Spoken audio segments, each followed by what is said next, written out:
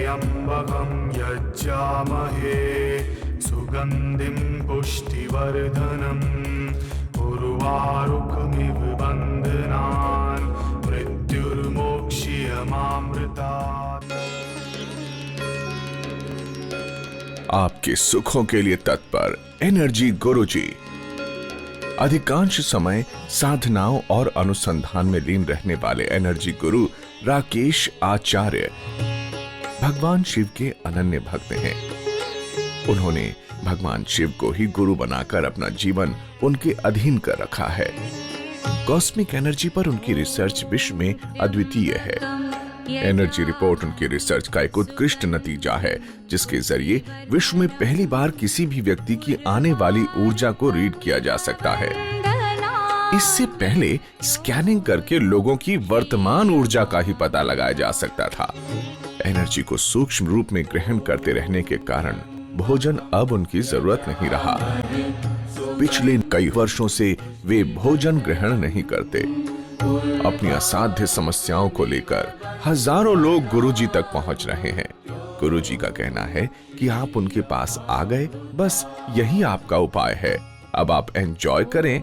आपकी बताई समस्याओं का समाधान गुरुजी खुद कराएंगे। इसके लिए गुरुजी की आचार्य टीम और एनर्जी टीम लगातार काम करती है। इसके लिए गुरुजी उसी समय आपकी समस्या सुनेंगे और उनका उपाय करने के लिए अपनी टीम को निर्देश देंगे। बदले में जो गुरुजी चाहते हैं वो है आपके चेहरे पर खुशी और आपके जीवन में सुख। तो आप भी आए गुरुजी के पास और मुस्कुराते हुए वापस जाएं। आपका जीवन सुखी हो, बस यही हमारी कामना है। अगर हमारे परिवार में कुछ ऐसा है जो नहीं होना चाहिए, तो हम अवचेतन शक्ति का इस्तेमाल करके और उन चीज़ों को बदलेंगे। बदलने का तरीका क्या है कि सकारात्मक संदेश आपको अपने अवचेतन मन को देने हैं। कैसे होंगे सकारात्मक संदेश? एक व्यक्ति जो बीमारी में पड़ा हुआ है, उसको क्या सोचना चाहिए? कल हम ठीक हो जाएंगे, मैं स्वस्थ हूँ। यही ज़्यादातर लोगों का होगा, क्योंकि आपने कहीं एनर्जी सीखी है पहले से, आपको वहाँ सिखाया है। दो चीज़ें बड़ी गलत सिखा दी गई हैं आपको। जो विधाएं आपने सीखी हैं वो संजीवनी से अलग हैं, और वहाँ दो चीज़ें आपको बहुत गलत सिखा दी गई। एक ये कि मैं स्वस्थ हूँ, या मेरा ये काम ये हो गया, मैं धनवान हूँ। एक व्यक्ति जो कर्ज में दबा हुआ है या पैसे से दबा हुआ है, वो सोच रहा है कि मैं धनवान हूँ, तो उसका कॉन्शियस माइंड भी तो उसके पास है जो फैसले लेता है। तुरंत वो विद्रोह करेगा, वो कहेगा झूठ बोल रहे हो, तुम धनवान कहो, तुम्हारे पास तो पैसे नहीं। विचार आएगा ना दूसरा। और इत्तेफाक से यही सच्चाई भी है उस दिन की। यही बात दोहराई जाएगी कि नहीं, झूठ बोल रहे हो। क्या झूठ बोल रहे हो? कि मैं धनवान हूँ, तो इसका मतलब मैं निर्धन हूँ। अर्थ तो यही निकला ना, भाव तो यही निकल रहे हैं कि मैं धनवान नहीं हूँ, तो इसका मतलब मैं निर्धन हूँ। तो यही सच्चाई स्वीकार कर ली जाएगी कि हम निर्धन हैं इस समय, और उसी को बढ़ाया जाएगा। तो ये गलत संदेश दे दिया गया ना एक तरह से, क्योंकि कॉन्शियस माइंड को कहाँ ले जाओगे? वो नहीं मानता है आपकी बात। वो जो आंखें देख रही हैं उसको स्वीकार करेगा, जो कान सुन रहे हैं उसको स्वीकार करेगा, जो अपने जीवन में आप भुगत रहे हो इस समय, उसको स्वीकार करेगा। ये लॉजिक से चलता है, ये केवल आपकी कल्पना से नहीं चलता है। दूसरी चीज़ वहाँ गलत सिखा दी गई कि कल्पना करें, इमेजिन करें। जिन लोगों ने एनर्जी पहले सीखी है, किसी भी विधा में आप गए होंगे, तो वहाँ आपको इमेजिन करना सिखाया गया ना। खुल के बोलने की बात होती, जो विकार आ गया आप उसको निकाला जाएगा, ठीक है ना। हम जिस जीवन में जी रहे हैं, जिस समाज में आज जी रहे हैं, यहाँ हमारी कल्पना में मिलावट होते देर नहीं लगती। कल्पना का मतलब एक विचार करना है कि ऐसा होगा, और उसके पीछे से दूसरा विचार चला आता है, तुरंत आ जाता है। आप रोक पाते हो किसी विचार को? जिस समाज में, जिस परिस्थिति में आप जिंदा हैं, यहाँ आप अपनी कल्पना की प्योरिटी बनाए रख पाना असंभव सा काम हो जाता है। एक विचार आप लाए कल्पना के रूप में, दूसरा विचार पीछे से चला रहा है, आप उसको रोक नहीं पा रहे हैं, आपकी कल्पना में मिलावट हो गई। अब ये कल्पना आपकी पूरी नहीं होगी।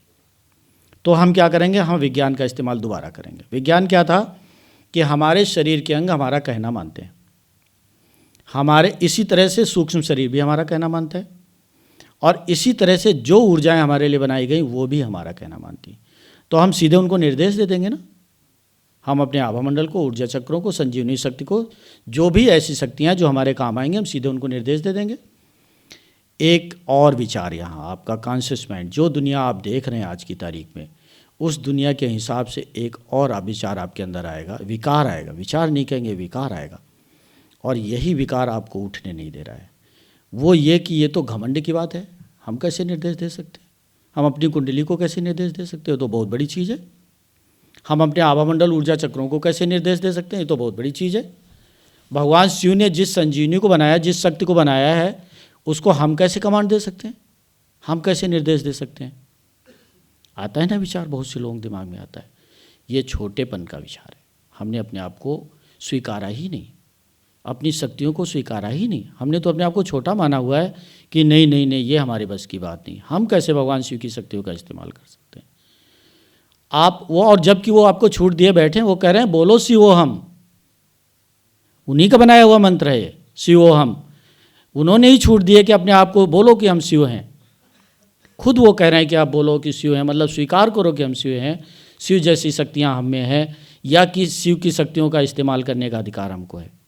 इसके बावजूद भी हम कहते हैं कि नहीं, ये हम कैसे कर सकते, इतनी बड़ी बड़ी शक्तियों को हम निर्देश कैसे दे सकते।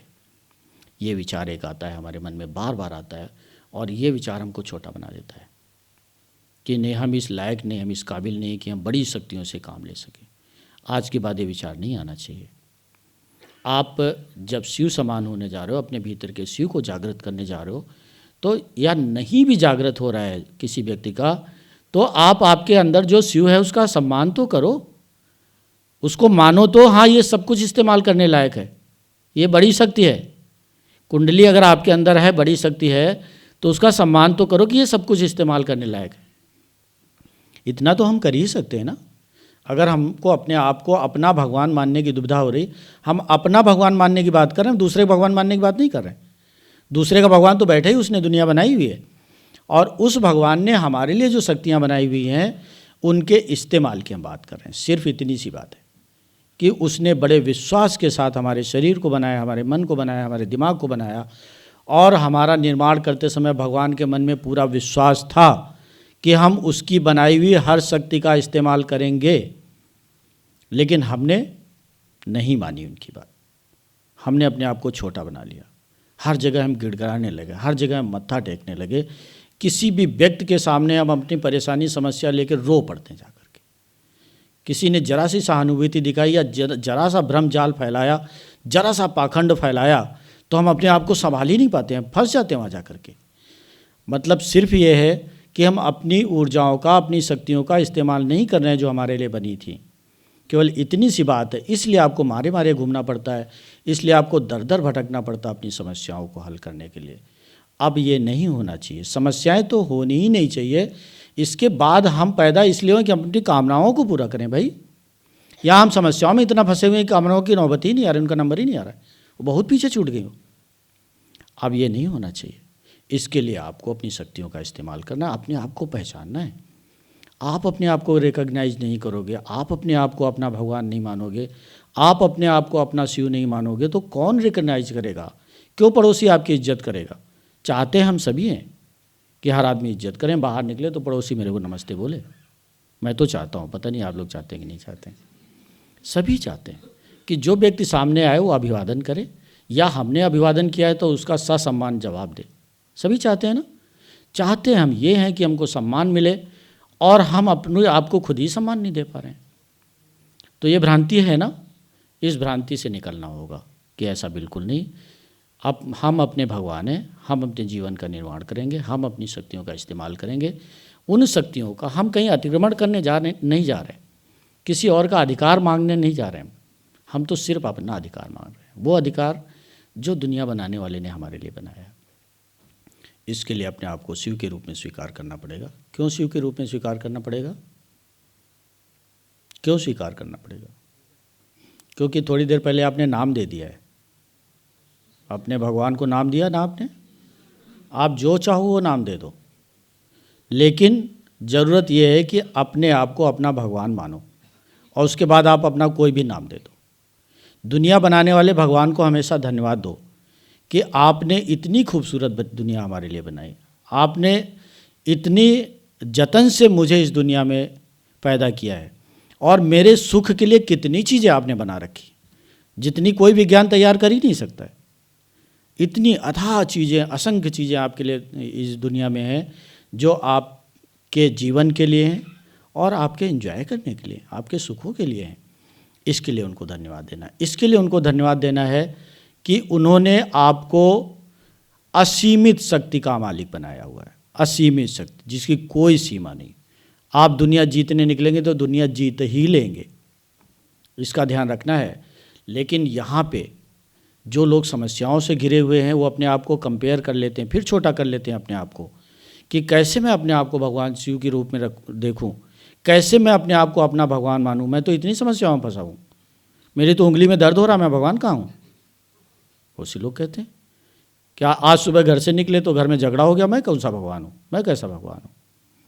है ना, समस्याएं हमको इतना दबा ले जाती हैं, छोटी छोटी चीज़ें हैं, समस्याएं छोटी चीज़ें हैं, और ये हमको इतना ज़्यादा दबा ले जाती, नीचे कर ले जाती हैं कि हम अपनी अस्मिता को भूल चुके, भूल गए कि हमारी शक्तियाँ क्या हैं, भूल गए कि हम इस दुनिया में क्यों आए थे।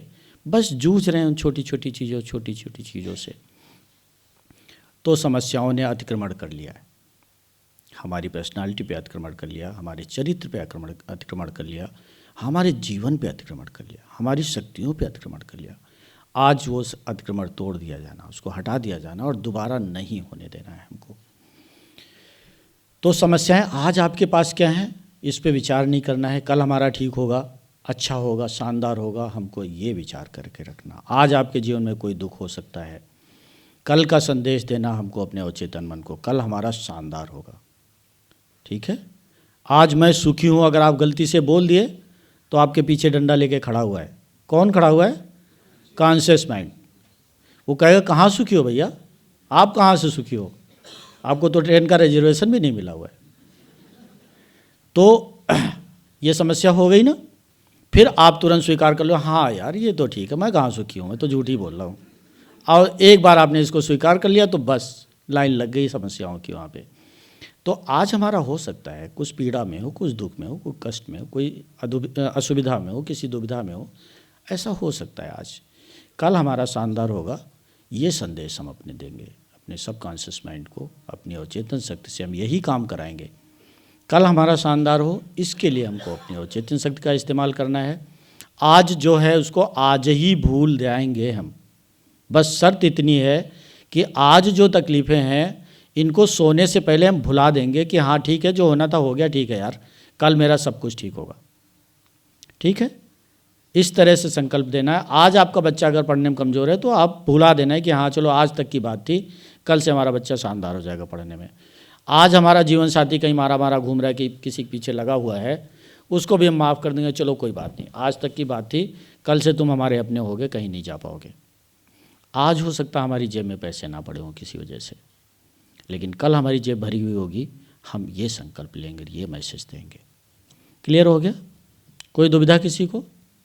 अपने अवचेतन मन जिसकी हम जागृति करने जा रहे हैं, अभी जागरण करने जा रहे हैं आपकी अवचेतन शक्ति का, उससे काम लेने का तरीका बताया मैंने आपको। इस तरीके में अगर कोई दुविधा है आपको तो क्लियर करके उठेंगे यहाँ से, बिना क्लियरिफाई के नहीं उठेंगे। यहाँ कोई भी दुविधा आपके दिमाग में है आप यहाँ से क्लियर करके उठेंगे। जब तक ये नहीं सीख जाएंगे तब तक आप भगवान द्वारा दी गई शक्तियों का उपयोग नहीं कर पाएंगे। सबके लिए क्लियर हो गया? ऊपर वाले भी क्लियर हैं? कोई दुविधा में हो तो अभी हाथ उठा के पूछ सकता है। Very good. हाँ पंडित जी। हाँ हाँ बिल्कुल। अच्छा बैठिए, यही इसी मुद्दे पे बात हो रही थी कि जब आज किसी प्रॉब्लम में आप हैं, सपोज करिए आपके पास इतना पैसा नहीं है जिसको कहा जाए कि धनवानों की श्रेणी में आ जाएंगे। फिर जब आप कहेंगे मैं धनवान हूँ, मैं धनवान हूँ, मैं धनवान हूँ, तो अंदर से आवाज़ उठ के कूद पड़ेगी आकर के, आपके ऊपर भड़बड़ा के गिर जाएगी आके आपकी अपनी आवाज़ कि कहाँ मैं धनवान हूँ, भैया आप तो झूठ बोल रहे हो। ठीक है, तो हमको तो ये कहना ही नहीं है फिर कि मैं धनवान हूँ, इसको हमको छोड़ देना है। फिर हमको ये कहना है कि कल मेरा जो है वो धनवानों वाला होगा, संपत्ति से परिपूर्ण होगा और जो मुझे चाहिए वो सब मुझे मिल रहा होगा। सबसे अच्छी कामना क्या होती है?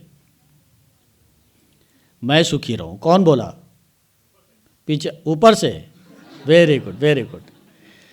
नीचे वालों का भी यही होना चाहिए। ऊपर नीचे वालों की सबकी सबसे बेस्ट जो है कामना के रूप में, जब आप किसी भगवान के सामने जाते हैं या अपने भगवान से जब आप कामना पूरी कराएंगे, अब तो आपको निर्देश देना है ना, नहीं करनी प्रार्थना उतना। क्यों करें प्रार्थना? क्यों हम भगवान के सामने गिड़गिड़ाएं जा करके, अरे यार मैं मरा जा रहा हूँ, आप मेरी मदद करो आके। वो कहते हैं मैं क्यों मदद करूँ यार, इतना कुछ दे रखा आपको मैंने, क्यों नहीं यूज करते हो, हमेशा रोते रहते हो। यहाँ सच्चाई यही है। महासाधना आपके सुखी जीवन की आसान राह। जिनके पूजा पाठ बिगड़ गए हैं, जिनके उपाय काम नहीं कर रहे, जिनको दवाई नहीं लग रही, जिनके काम होते होते रह जाते हैं, जिनके संबंध बिखर रहे हैं, जो आर्थिक दबाव में हैं, जिन्हें अपने काम का क्रेडिट नहीं रहा, जिन्हें सम्मान नहीं रहा, जिनकी उन्नति रुक गई है, वो जान लें कि उनकी आंतरिक शक्तियां काम नहीं कर पा रही, क्योंकि उनकी ऊर्जा बिगड़ रही है। इसे तुरंत ठीक करें, इसके लिए महासाधना करें। महासाधना का माध्यम कुंडली जागरण रुद्राक्ष। महासाधना स्थल आपका घर। महासाधना की सामग्री, कोई सामग्री नहीं लगती। महासाधना का खर्च, कोई खर्च नहीं। महासाधना की अवधि हर दिन बस 10 मिनट। अधिक जानकारी के लिए हमारे कार्यालय में संपर्क करें। आपका जीवन सुखी हो, बस यही हमारी कामना है। गुरुजी से मैं पिछले वर्ष करीबन अक्टूबर-नवंबर में मैं जुड़ा था। उससे पहले मैं ये सिक्योरिटी सिस्टम की मार्केटिंग का जॉब किया करता था। उसमें हमेशा ही ये रहता था कि एक महीने में टारगेट है, इतना टारगेट कभी काफ़ी प्रयास करने के बावजूद में भी टारगेट वगैरह वो पूरे नहीं हो पाते थे। तो फिर हमेशा तनख्वाह की चिंता लगी रहती कि तनख्वाह भी मिलेगी कि नहीं मिलेगी। एक दो बार तो ऐसा भी हुआ था कि तनख्वाह ही नहीं मिली। तो टीवी के प्रोग्राम के जरिए मैंने गुरुजी का प्रोग्राम देखा, तो मेरे को ये बात समझ में आई कि अगर हमारी सोचने विचारने की जो क्षमता है, अगर उसमें हम कुछ पॉजिटिव नहीं ला पाते हैं तो हम लोग अपने लिए कुछ अच्छा क्रिएट नहीं कर पाएंगे। मैं नीतू जी का धन्यवादी हूँ कि उन्होंने मुझे अवसर दिया कि हम लोग यहाँ साधना करते हैं तो आप साधना में सम्मिलित हो जाइए। तो उनकी बात मान करके मैंने मौका पा करके, और साधना जो नित्यपति वहाँ हुआ करती थी, तो मैं वहाँ जाना मैंने प्रारंभ किया। तो उसके बाद में अपने आप से ऐसा बनना हो गया कि मेरे को जो पैसे वगैरह कमीशन वगैरह लोग जैसे नहीं देते थे काम की, वो कमीशन वगैरह मिलनी शुरू हो गई। मैंने अपनी एनर्जी रिपोर्ट भी बनवा लिया। 1-2 महीने के अंदर ही मेरी नौकरी बदली और वो टारगेट वाली नौकरी से मुझे ऑफिस इंचार्ज की नौकरी मिली, जो पहले से दुगनी तनख्वाह पे भी थी।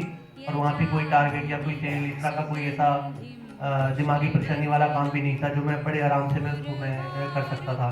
तो वहाँ पे भी मेरा आर्थिक स्थिति में भी सुधार हुआ। हम अपने जीवन में पूजा पाठ, धर्म, कर्म, यज्ञ, अनुष्ठान तो बहुत करते हैं, मगर ज्यादातर लोगों को उनका पूर्ण फल प्राप्त नहीं होता। यहाँ तक कि तीर्थ यात्राएं भी वांछित पुण्य फल नहीं दे पाती, क्योंकि इनकी ऊर्जाएं आभा मंडल और ऊर्जा चक्र विकारग्रस्त होते हैं। लेकिन अब चिंता की बात नहीं। गुरु जी के सानिध्य में अपनी शक्तियों और कुंडली का जागरण करें और तैयार हो जाएं। जीवन के हर पुण्य फल को पाने के लिए आप सभी आमंत्रित हैं। विशेष साधनाओं एवं कुंडली जागरण के लिए अधिक जानकारी के लिए संपर्क करें 099105000800। Mrityunjay Yog 23 Sandesh Vihar, Pitampura, Delhi 110034। Energy helpline number 092105000800। Email shivshiv1008@gmail.com। Website www.mrityunjayयोग.com। आपका जीवन सुखी हो, बस यही हमारी कामना है।